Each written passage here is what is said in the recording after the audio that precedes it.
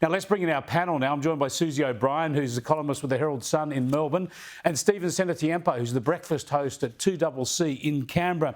Thanks, both of you, for joining us. I want to get your thoughts, top of the show, about the breaking news. You'd both be aware of the racism investigation that circled around the Hawthorn AFL club in recent times, the fact that it centred on the former Hawthorn coach, Alastair Clarkson, who's recently stepped away from his job at North Melbourne. Also the Lions coach, Chris Fagan. Well, the announcement tonight from the AFL, they've cleared up this investigation. No action against either of those men to be taken from here on in. Here's Gillon McLachlan, the AFL CEO. No adverse findings have been made in the independent investigation against any of the individuals against whom allegations have been made. Gillon McLachlan there. Now, Susie, this will be such big news in Melbourne, but these two blokes have been taken through the ringer publicly for months for no good reason, clearly. Oh, you can see the toll this has taken, not just on those men, but everyone involved in this appalling situation where there was a review that had absolutely no power, no teeth. It dragged on and on and on.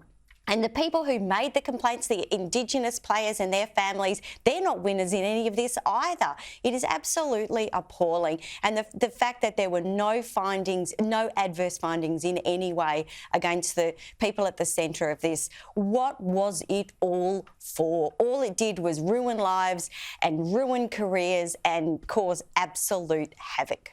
Yeah, it's just shocking, Stephen. We've seen this sort of thing in a lot of organisations. It's really an attempt, sort of a clearinghouse, almost to tick their diversity boxes. We'll have a look at this stuff. But if you're going to have a look at stuff like this, there's got to be some natural justice involved. You can't just have anonymous smearing of people's reputations. Yeah, Chris, as you know, I'm not a huge follower of the AFL, but this just seems to be a part of a broader problem in the Australian Football League, that we see these allegations all the time, and I wonder if it's just an easy way to play the politics that goes on inside these organisations, because we've seen it time and time again. I mean, we're seeing it with the Voice debate, where anybody who's opposed to it is called a racist. It's just an easy way to call somebody an Isterophobe, to tarnish the people that you want to have a crack at. And I think there needs to be a broader inquiry on what is actually going on right across the AFL if these complaints keep popping up. Yeah, we'll have a talk in a little while about the nature of public debate in this country, and that plays into the Voice as well, because the Prime Minister, Anthony Albanese, has talked about social media. But just before we finish with this topic, Susie, tell us what you think about what we'll see. Now, Chris Fagan has stayed at the helm of the Brisbane Lions throughout, but Alastair Clarkson resigned from North Melbourne, took leave from North Melbourne just a couple of weeks ago. In fact, I suspect if he hadn't have done this thing would still be going on.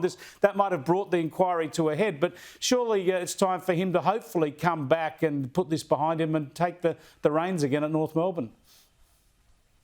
Well, you know, the look of that man's face on the front page of our paper, it was on all of the news, is he was absolutely broken. He was a broken man. It's hard to imagine that he's going to come back this season, but he's got a lot to offer now that he's been cleared for these, you know, pretty serious allegations. It does very much clear the way for him to come back. I reckon he just needs to sit on a beach somewhere for the rest of this season and earn a bit of downtime, come back next year all refreshed, and any club would be very happy to have him. And I tell you what, a general point, anybody who's involved in AFL footy clubs, and I understand it's pretty much the same in the NRL, if you see the care and attention and nurturing that young Indigenous players get from their club, it's pretty universal, and it's a strong point of the game, not something where people should be singled out and shamed like this.